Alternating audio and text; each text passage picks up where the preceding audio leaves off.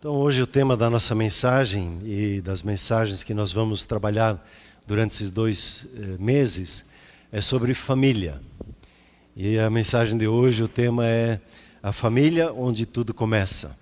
Quero agradecer a sua participação na nossa enquete e nós já estabelecemos os temas e vão ser temas bastante desafiadores para todos nós. E a família tem sido uma das áreas mais combatidas, né? Pelas ideologias deste mundo, pelo espírito que agora opera nos filhos da iniquidade, né, como a palavra de Deus diz, e como ela é reconhecida a fonte de todas as coisas, então quer-se quebrar essa fonte. Por um lado foi reconhecido de uma forma correta que o mal da sociedade, a fonte é a família. Então se pensou assim, em vez de curar a família, vamos desfazer a família de vez.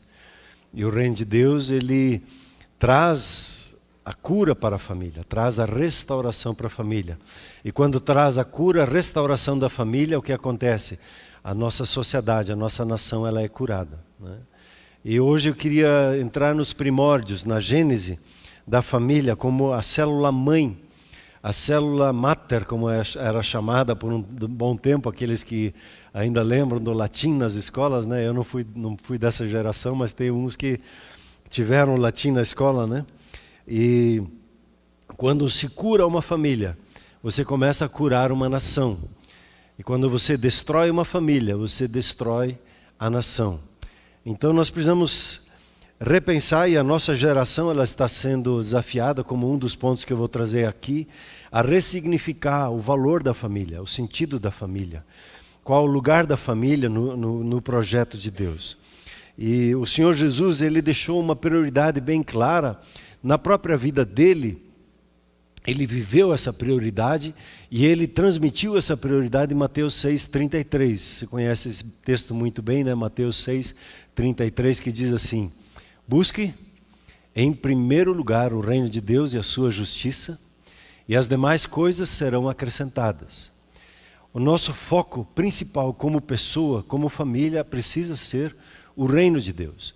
Quando o reino de Deus é visto em primeiro lugar na nossa vida e na família, nós vamos experimentar que as outras coisas, elas vão se alinhando, vão se ajustando. Então, desde o início, Deus estabeleceu a família. Quando nós vemos, Deus tem um projeto de família, e desde o início Ele estabeleceu a família como o projeto da manifestação do propósito do ser humano, que é o domínio de Deus sobre a face da terra. Nós fomos criados à imagem e semelhança para exercer domínio, governo sobre a face da terra. Esse governo debaixo do governo de Deus.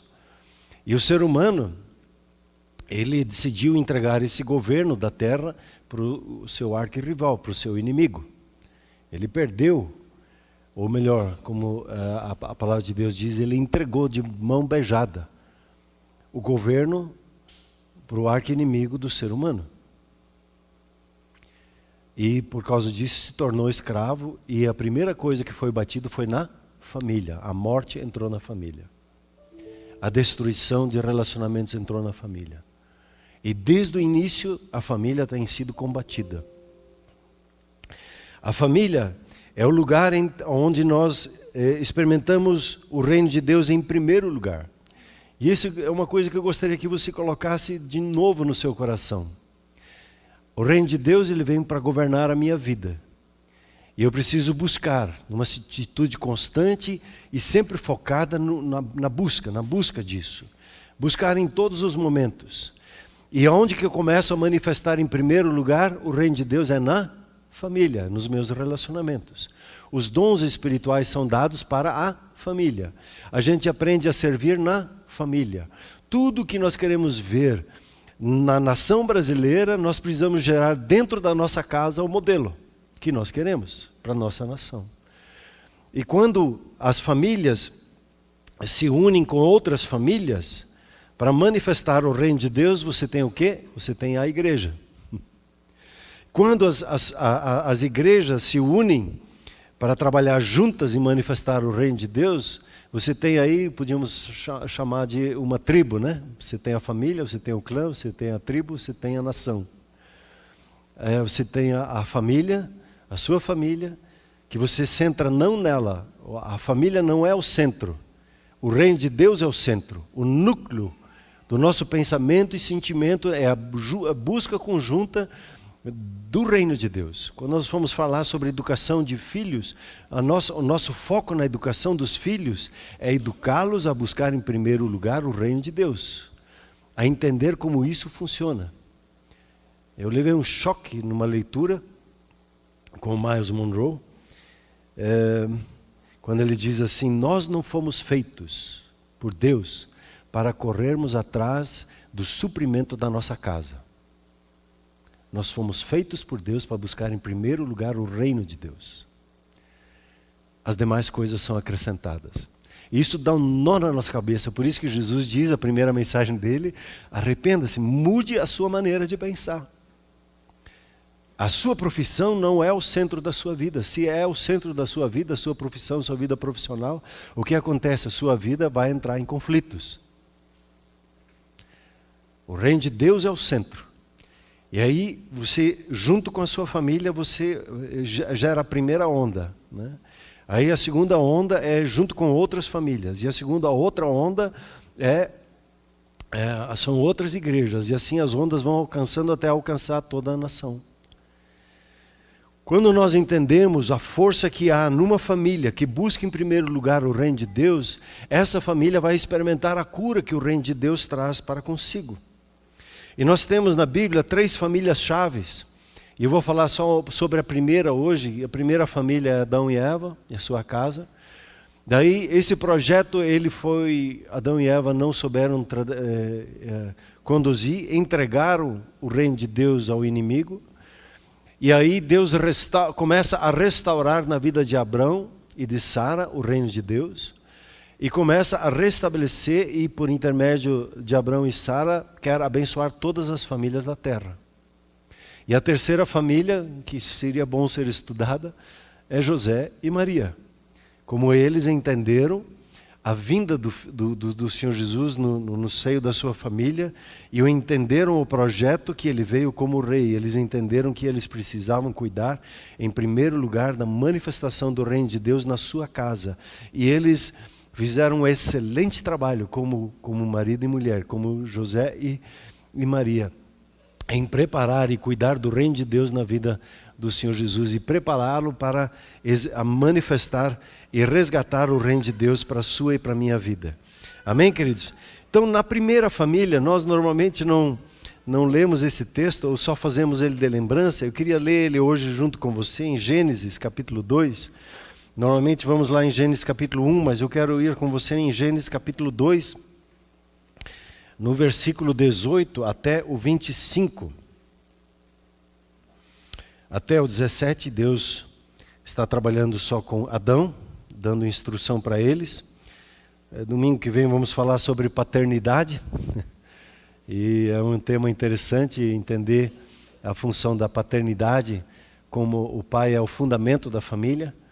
E nós precisamos entender isso, resgatar isso. E aqui o texto é da família, então, versículo 18. Disse mais o Senhor Deus: não é bom que o homem esteja só.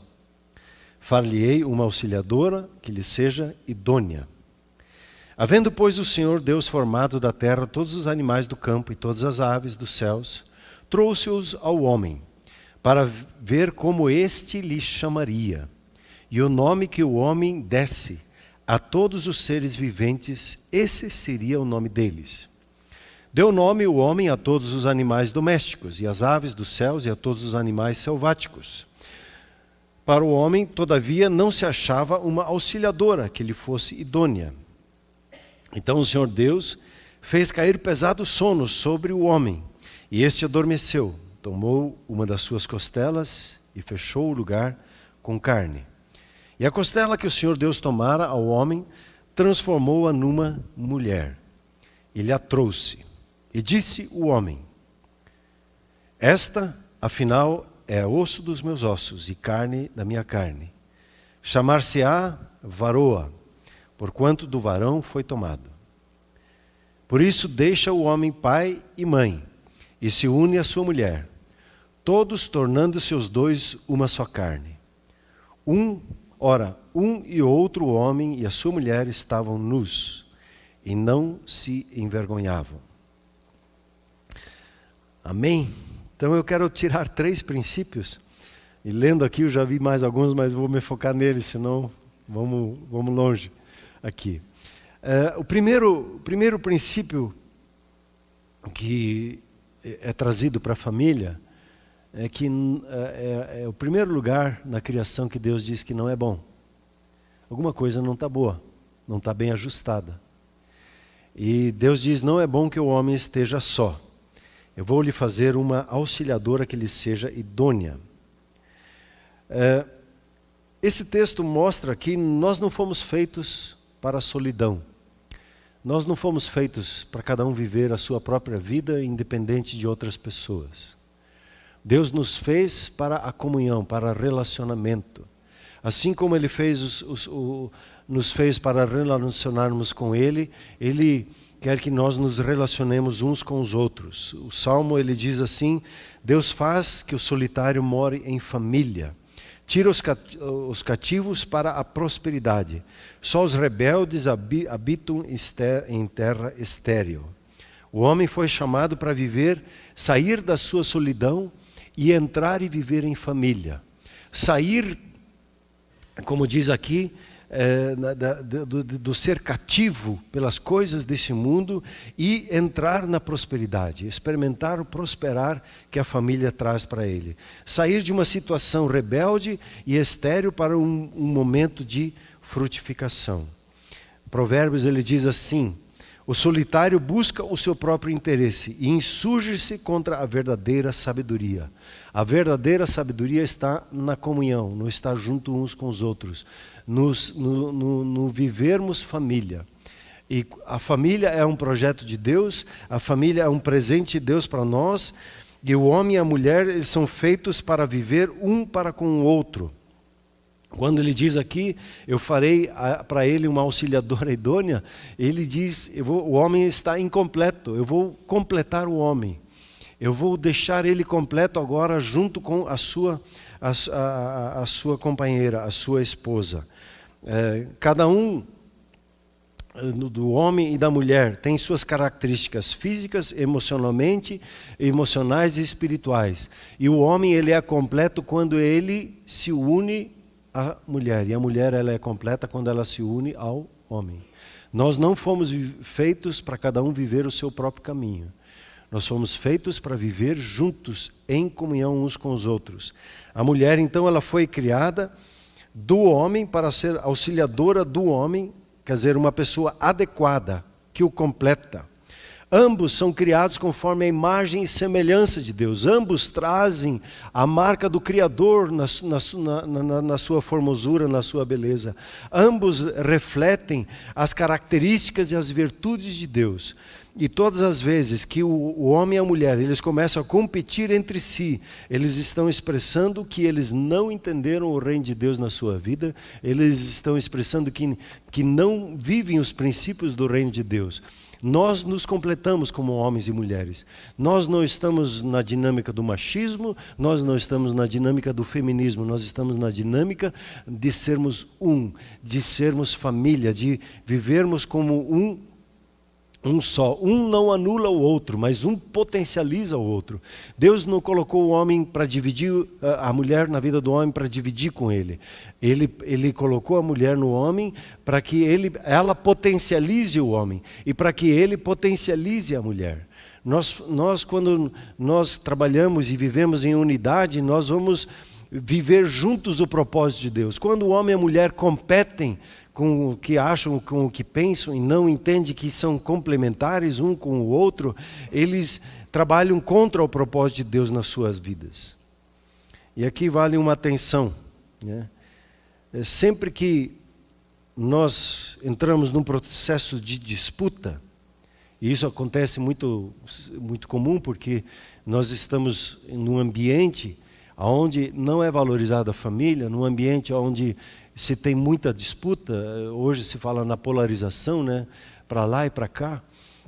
E onde isso existe, não tem a unidade. Onde não tem a unidade, não tem a bênção ordenada por Deus. Então, sempre que na nossa família nós encontramos um momento em que nós estamos entrando em disputa, em desentendimentos, nós precisamos ir para a base, para a oração. Simples assim. Nós vamos na oração e pedimos perdão a Deus pela falta de não conseguirmos nos entender, pelo fato de não conseguirmos nos unir em torno de um projeto. Nós apresentamos a nossa fraqueza diante de Deus. E quando nós fazemos isso, nós buscamos o reino de Deus em primeiro lugar. Simples assim.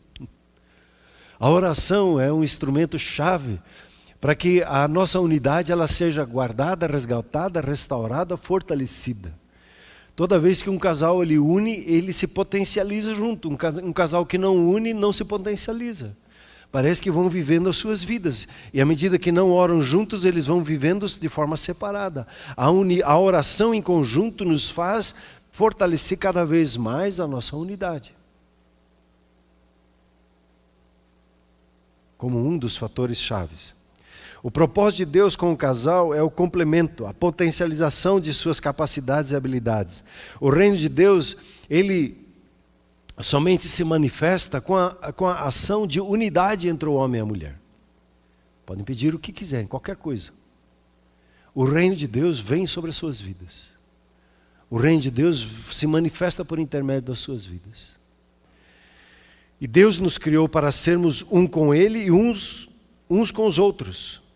A unidade é o caminho que Deus estabelece e ela é o ambiente saudável. No ambiente da unidade, onde o homem e a mulher entendem que eles se unem um com o outro, e a palavra-chave ali é essa unidade que eles se estabelecem, ali eles vão encontrar o favor de Deus. O segundo princípio está um pouquinho mais adiante em Gênesis, no versículo 19 e 20. E esse é um princípio que ele vale para toda a família e vale para todas as situações da nossa vida, como a gente já tem falado aqui em uma e outra situação. Quando diz assim que Deus trouxe ao homem para ver como o homem daria o nome aos seres viventes. E o dar nome é chave para exercer governo. A única dinâmica que nós vemos como o reino de Deus ele se manifestou na vida de Adão, antes da sua traição para com Deus, era a graça e o favor que ele tem de dar nome. E quando você se conscientiza o quanto que nós damos nome, é impressionante. E o que você dá nome, você governa. Eu já citei aqui o exemplo de um sentimento. Quando você tem um sentimento, está confuso, começa a dar um nome para ele. Quando você começa a dar um nome, você começa a governar sobre ele. Então o homem aprendeu a exercer domínio sobre a terra, dando nome aos animais. E um exemplo claro, por exemplo, me entendo bem quando eu coloco isso aqui, do espírito do anticristo. A Bíblia fala do espírito do anticristo, não fala da pessoa, de uma pessoa, né, com esse nome. Os livros de João, as cartas de João falam do espírito do anticristo. É aquele que combate a Cristo, que combate a obra, o reino de Deus. É a busca de mudar a atribuição dada à família. Então, como é que se muda uma cultura? Como é que se muda uma maneira de pensar? É dando nome. O professor, há tempos atrás, recebeu um outro nome. Ele recebeu o nome de educador. E por quê? É pensado isso. Porque a educação não é para ser feita na família. A família é para gerar, para reproduzir, para sustentar, mas quem educa é o Estado. O professor se torna o educador. E a atribuição da educação é o pai e a mãe, a família. O professor ensina as matérias que ele precisa ensinar. E os pais que educam. São coisas pequenas que a gente nem vai se atentando, mudam seus nomes, e quando se muda um nome, um governo é estabelecido sobre aquela situação, e eu preciso entender o nome das coisas e dar um nome correto, né? Nós temos a habilidade dada por Deus de governar pelas coisas que falamos, e ao meditar sobre a nossa família, precisamos entender a importância das nomenclaturas que usamos para tratar uns aos outros. Nunca diga para o seu filho seu moleque, porque a palavra moleque é atribuída a um deus chamado Moloque. Moloque é o que? Era uma entidade maligna para onde as crianças eram sacrificadas. Deus não nos trata pelos nossos apelidos. Deus nos trata pelo nome. E o seu nome tem um significado, tem um valor. Quando você escolhe nomes dos seus filhos, pense um pouquinho na atribuição, no significado daquele nome. Não só porque ele é bonito, mas porque tem um significado, o nome. Quando você dá nome, você dá identidade. E quando você dá identidade, você dá destino aos seus filhos, à sua família. A sua família tem um nome. E o nome da sua família tem um significado. E se não sabemos, nós precisamos ressignificar os nomes. A pastora Silvia e eu, nós temos trabalhado a questão que nós chamamos de noites da bênção e da honra. E nós temos procurado celebrar, eu queria ter já andado isso um dia, faz uns 2 anos atrás, eu dei um quadro para os meus 2 grupos familiares, e fiz isso em público, falando do significado do nome deles. Fiz em particular, mas fiz em público, né? E eu percebi que alguns ficaram, mas eu também quero. Aí Deus me fez resgatar a noite da bênção, onde nós resgatamos o valor do nome de cada um. E como pais espirituais, nós fazemos declarações sobre o nome e o valor que cada um de nós tem. É impressionante a cura que acontece. Veredas Antigas, eu aprendi isso no Veredas Antigas. Veredas Antigas eu fui curado. Eu recebi uma vez um nome numa brincadeira com uma pessoa muito querida da minha casa, que disse assim, o Arno é a ovelha negra da família. Eu carreguei esse estigma como um nome, ovelha negra da família. A conversa foi numa brincadeira que aconteceu. Mas aquilo formatou a minha maneira de pensar, a minha maneira de sentir com a minha casa, com a minha família. Graças a Deus que um dia eu fui para o Veredas Antigas. E lá o Espírito Santo chamou a atenção, você foi chamado assim. Mas não dá nada, é uma coisa? Não, você foi chamado assim. Isso formatou a tua maneira de pensar e sentir. E de conduzir a sua vida. E todo constrangido, né, pelo que estava acontecendo ali naquele círculo, eles oraram por mim e eu experimentei uma cura ali. Eu disse, esse tal de Veredas eu tenho que trazer para Shalom. Quero um povo curado na sua identidade, no seu chamado, né?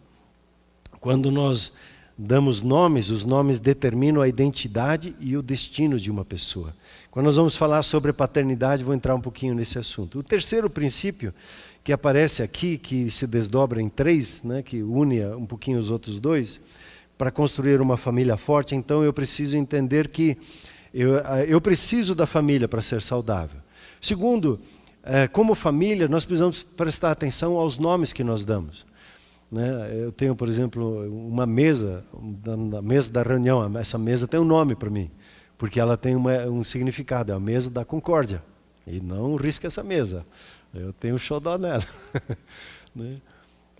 A igreja recebeu um nome, porque do nada não, porque foi orado, porque foi trazido um discernimento, e o príncipe da paz, ele se manifesta e se revela aqui entre nós. Né? Ele é o príncipe do Shalom. Ele trabalha esse conceito nas nossas vidas. O terceiro princípio é interessante, que é a primeira palavra profética que um ser humano diz. E é a primeira palavra que Adão, como profeta da sua casa, ele fala sobre a sua casa quando ele recebe a sua esposa. Ele se identificou com a sua esposa. Ele ele valorizou a sua esposa. Você é como eu sou. E esse ponto eu recebi agora enquanto estava lendo aqui. O honrar a sua esposa, o valorizar a sua esposa e sempre enaltecer o valor que ela tem na sua vida. Porque quando o ser humano deixou do governo, deixou do reino de Deus, o que aconteceu com o homem? Ele começou a pisar na mulher. E no reino de Deus, você vai ver isso em Jesus, ela é restaurada no projeto de Deus, ao lado do homem. Não tem mais macho e fêmea, somos um, né? E Adão aqui, ele reconheceu a sua esposa, é osso do meu, como ele diz ali, esse é osso do meu osso, carne da minha carne, né? Nós somos um, nós nos pertencemos uns aos outros. E é importante que você diga isso para sua esposa, afirmando, porque durante décadas, séculos, a mulher sempre foi pisada. E ela precisa ser restaurada à sua posição de honra, como Jesus a fez. A primeira mulher, por exemplo, a primeira pessoa que Jesus apareceu após a ressurreição foi Maria Madalena. Foi uma mulher. A primeira que recebeu a incumbência de pregar o evangelho foi a mulher. Diz, vai e diga aos seus irmãos. É interessante como o Senhor Jesus, ele restaura a mulher. E aqui, então, no versículo 24, Adão, ele dá essa palavra profética. Por isso, deixa o homem, pai e mãe, e se une à sua mulher, tornando-se os dois uma só carne. E aqui você tem 3 palavras-chave: deixar, unir e os dois uma só carne.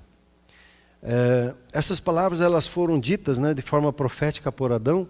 Até tem uma gozação, né? Adão não teve sogra, né? Ele teve um pai que lhe deu uma esposa. Ele achou graça diante de Deus, como diz Provérbios, e quando por isso ele achou uma esposa. Deus trouxe uma esposa para ele. Quando um homem acha uma esposa, a Bíblia diz que ele achou graça diante de Deus, né? E uma vez um irmão querido, ele olhou para as minhas filhas, e uma das minhas filhas, ele disse assim: pastor, o Adão em mim acordou. Eu disse: como assim o Adão em você acordou? Não, Adão em mim, Adão estava dormindo, né? E quando ele acordou, ele viu a Eva. Eu acordei e vi a sua filha. Já tá bom, então quero ver isso. Eu achei muito original a abordagem dele comigo. Então, 3 palavras: deixar, unir, ser um só. Isso foi um caos de família, né? O deixar. Quando uma nova família é formada, há um processo importante que precisa acontecer na vida de cada um de nós. Nós precisamos deixar a família na qual nós crescemos. Esse deixar não é abandonar, não é desconsiderar, desonrar, negligenciar. A honra para com os pais, ela permanece, ela prevalece. Porém, esse deixar aqui, isso é importante para nós, como pais, entendermos. Eu vou usar aqui a palavra ressignificar. A palavra ressignificar ganhou força nos últimos tempos, até pela PNL, né, que é chamada aí, programa, como é que é? Programa neurolinguístico, alguma coisa assim. Eles descobriram algumas coisas da palavra de Deus, é interessante, o PNL. Eles usam a palavra ressignificar, é dar um novo significado. A palavra deixar, ela podia ser colocada muito bem ao lado da palavra ressignificar, ou ressignificar junto com o deixar. Cada um de nós teve experiências boas e experiências ruins na família. Então, como você já me ouviu falar, a família, ela pode ser o inferno na terra, ou ela pode ser o céu na terra. E muitos experimentaram o inferno na terra. Eu fiquei um dia impactado por um homem que é muito conhecido nos Estados Unidos e impacta muitas pessoas. E o pai, quando ele tinha 11 anos, eles tinham pouca comida em casa. E no dia da ação de graças, uma outra família trouxe um jantar para eles. E o pai, muito orgulhoso, pôs essa outra família para correr. Disse, o que é isso? E os filhos que estavam com fome, eles viram isso, mas viram o pai colocar essa família que trouxe a comida para eles para correr. Disse, que é isso? Vieram nos ajudar e nós não...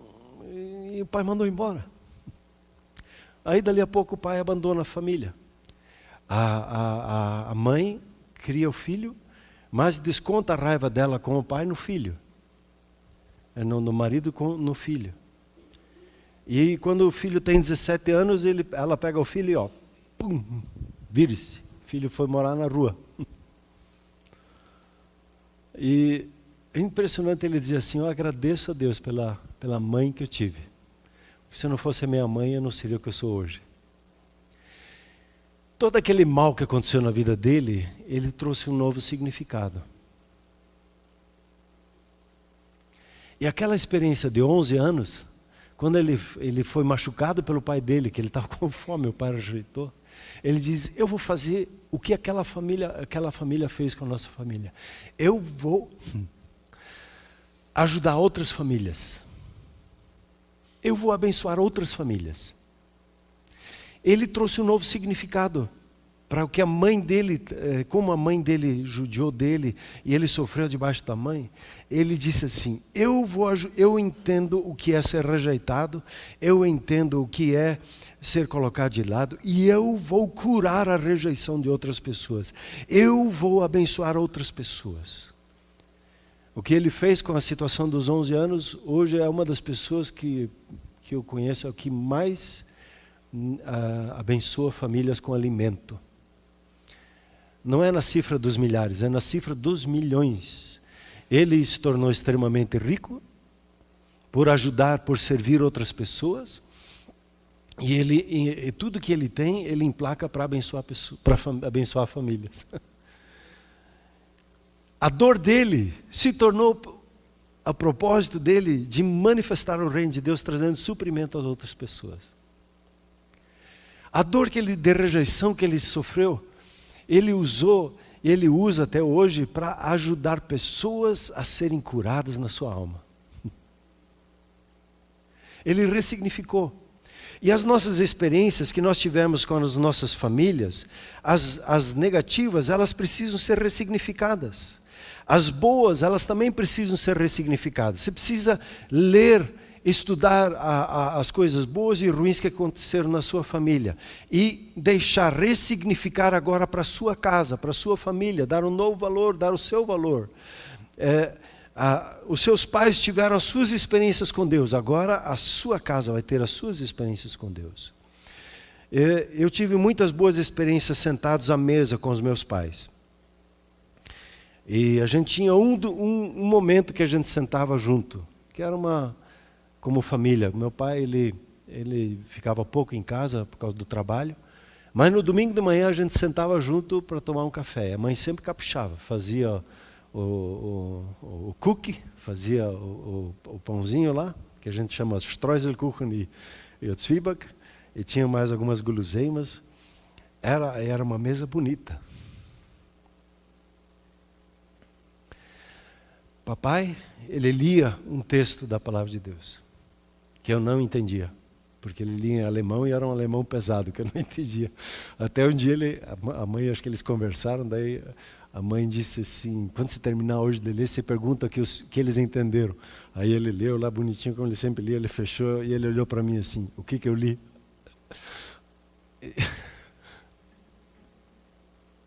Socorro, eu olhei para a mãe. E a mãe disse para o meu pai, viu? Eu te falei. Eles não estão entendendo, tem que ser mais simples, mais compreensível para eles. Quando eu entrei na família da Silvia, eu percebi que eles ficavam sentados à mesa, na mesa na minha casa. A televisão apareceu e ela se tornou parte da mesa. Quando cheguei na casa da Silvia, eles sentavam à mesa todas as noites para conversar. Ficavam sentados à mesa. A mãe não lavava a louça, ela colocava a louça dentro do armário, eles sentavam à mesa e ficavam conversando. Pensa a cura que isso foi para a minha vida. De sentar a essa mesa e conversar. Quando nós começamos a nossa casa, nós demos um novo significado para a nossa mesa. E valorizar a mesa. Até nós vamos ter uma mensagem sobre a mesa. O lugar da intimidade. Você tem 2 lugares de intimidade, né? A cama e a mesa. A mesa é o lugar da família. Se você não tem uma mesa ainda na sua casa, eu vou te incentivar a você orar a Deus e colocar uma mesa. A mesa da intimidade na sua casa. A mesa da comunhão na sua casa. E não só uma bancada, né? Hoje em dia está até... se senta numa bancada, né? Senta do lado a lado na mesa. Eu faço eu tenho uma mesa redonda, né? Daí a gente olha um para o outro e é muito importante isso para mim. Eu já falei aqui dos meus traumas do dia que fui chamado de ovelha negra da família. E no Veredas Antigas eu recebi um novo significado. O homem forte foi me dado, homem habilidoso e valente. Foi o significado que me foi dado ali. Então, quando nós não deixamos a nossa primeira família, que eu vou chamar assim a família onde nós nascemos, e não ressignificamos os seus valores, nós vamos entrar na família que nós estamos construindo sem o devido valor, sem o devido significado. Vamos construir tentar construir a família com as nossas dores, com as nossas chateações.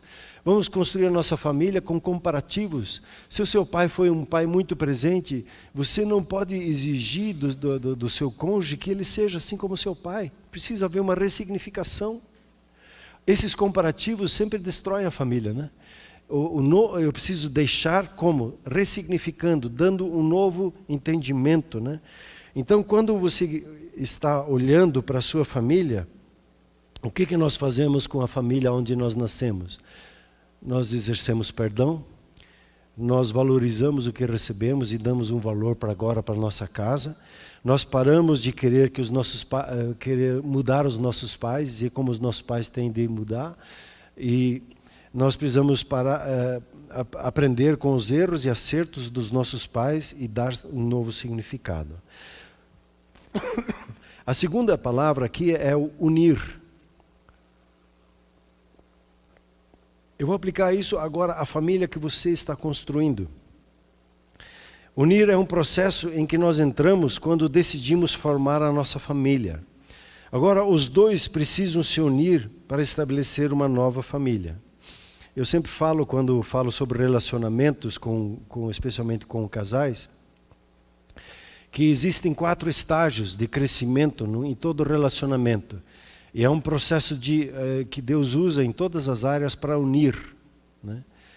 O primeiro é a lua de mel, onde a gente se vê um ao outro e a gente fica enamorado, a gente gosta, a gente celebra, tá o céu na terra, né? Mas, dependendo, para alguns já acontece na lua de mel, outros acontecem com o tempo e outros acontecem com o passar do tempo. A crise é o segundo momento que vem. Onde os traumas que não estão curados eu trago para dentro da família, eu gero um problema. O comparativo que eu trago de lá e trago para cá, eu gero um problema na minha casa, eu gero as crises. Então, quando eu ressignifiquei, eu experimentei a minha cura, o que acontece? Eu avanço mais rápido nesse ponto da crise. Mas a crise, como nós ouvimos aqui na última semana, ela tem dois viés, podem ter dois caminhos. Ou a destruição ou uma oportunidade de crescimento. A crise por si só não é ruim. Ela só demonstra que existe aqui uma questão para ser resolvida, né? Então, quando você tem uma crise, precisa dar um nome para ela.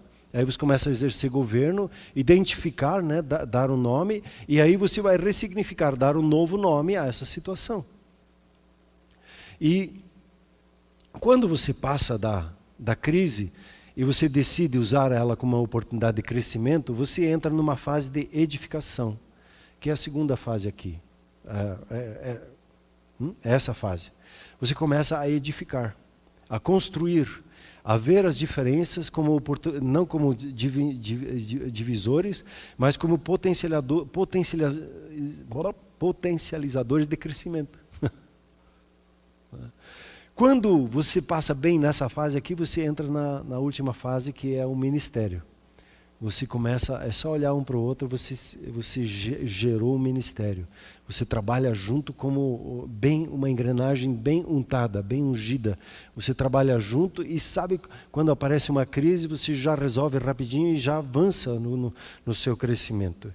E o processo de unir-se é um processo, às vezes, doloroso, né? O calor das discussões, o calor dos desafios e das curas que nós precisamos enfrentar, é como que quando o ouro ele precisa ser fundido e depurado, ele precisa entrar debaixo de um fogo.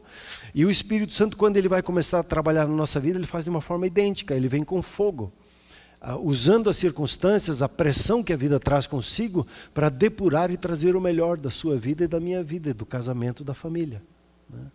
Então, o unir, ele é um processo que eu preciso estar disposto a deixar e receber o calor de Deus na minha vida. E aí, quando nós nos unimos, nós vamos perceber que a maneira como cada família conduz a sua finança era diferente. Você precisa agora se unir num propósito como nós vamos conduzir as nossas finanças, como nós vamos resolver os nossos conflitos, como nós vamos cuidar da nossa saúde, como nós vamos organizar a nossa casa, como nós vamos tratar uns aos outros, como nós vamos dizer bom dia, como nós vamos dizer boa noite, como nós vamos sair de casa e como nós vamos chegar em casa. Né? A gente sai de casa dando um beijo e volta para casa dá um beijo. O casal, quando o marido sai de casa, eles oram juntos e abençoam. É a maneira de se unir e de construir agora. Você pensa como você está edificando a sua casa e você tem a sua oportunidade de mudar a sua nação, de você entender, ok, eu entendi agora o reino de Deus, eu experimentei o reino de Deus, estou construindo junto com o meu cônjuge o reino de Deus, com a minha família agora, e nós estamos buscando juntos o reino de Deus e juntos manifestar o reino de Deus. E juntos manifestar o governo. E tudo que você espera para a nação brasileira, faça isso dentro da sua casa. O que te incomoda lá fora, alinhe bem dentro da sua casa, da sua família. Porque é o seu lugar de acesso que você tem. O casamento saudável, ele depende das decisões que esse casal toma juntos. Quando nós falamos sobre entrar em acordo, como dois vão andar juntos se não há acordo? Acordo não é uma negociação, você cede 40% e eu cedo 60%, e aí nós temos um acordo. Acordo não é, eu busco um especialista para nos dizer o que tem que fazer. Não, acordo é os dois vão para a oração juntos. E aí Deus vai ministrar. Buscam juntos em primeiro lugar o reino de Deus. Os dois podem estar errados, ou um pode estar certo, ou o outro pode estar certo. Mas na oração, quando você submete tudo a Deus, você vai receber a instrução da parte do Espírito Santo, e aí sim você vai ter um acordo, uma decisão que sustenta. Não deixe que seu orgulho lhe impeça a passar a próxima fase como casal, né? Não vale a pena brigar para ter dono da razão, né? E de ter entendimento. O extraordinário na família, ele precisa ser buscado. Isto quer dizer, orado, planejado, conversado, pensado, imaginado, profetizado. Se eu lhe perguntar, vou conversar sobre isso no Labaredas de Fogo. Aonde a sua família vai estar daqui a 3 anos? E aí eu vou te dizer onde a igreja vai estar. Porque as nossas famílias são a igreja. Aonde eu vou estar daqui a 3 anos? De repente, alguns pais, quando eles olham para a idade dos seus filhos, daqui a 3 anos, vão aparecer os meninos. Daqui a 3 anos eles vão querer casar já. Puxa, vamos orar. Daqui a 3 anos a minha filha vai para o exterior. Eu só tenho 3 anos com ela mais. puxa, eu vou investir tempo na vida dela. Cuidado na vida dela. A gente não tem a família nossa para para a eternidade. Eles levantam um voo e como pais precisamos deixar, né? Que se consolidem. Um novo tempo se começa quando os filhos voam. Aí é uma outra mensagem. Né? Decida no seu coração as fotos que você quer ter no futuro com a sua família. Chame à existência o que você quer ver acontecendo na sua família. Se una como casal, né? Como família, e comecem a falar, coloquem imagens, né? Uma vez nós fizemos um retiro e fizemos, na época tinha revistas, né? Não faz tanto tempo atrás. A gente fez uma colagem, né? Colocamos várias fotos lá, tem até hoje guardado. As fotos da sua família. Aí as meninas eram adolescentes, mas elas colocaram as fotos do casamento. Ups. É sinal que queriam formar a sua família e está tudo certo. Né? Decida, eu quero reinar na terra com a minha família. Eu quero buscar o reino de Deus com a minha família e manifestar o reino de Deus e a sua justiça. E quando você faz isso, o que acontece? A sua família é programada por Deus para reinar, para governar sobre a face da terra, onde ela estiver. E quando nós entendemos que nosso projeto principal da família é com a família buscar o reino de Deus, e quando você tem uma profissão, o sustento que Deus te dá lá é para fortalecer a sua casa, a sua família. O projeto está centrado no reino de Deus e na manifestação do reino de Deus na sua casa. E depois com as outras famílias. E o terceiro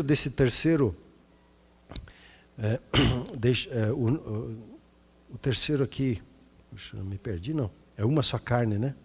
Eu já adiantei, não, é uma só carne o terceiro. É a unidade de propósito.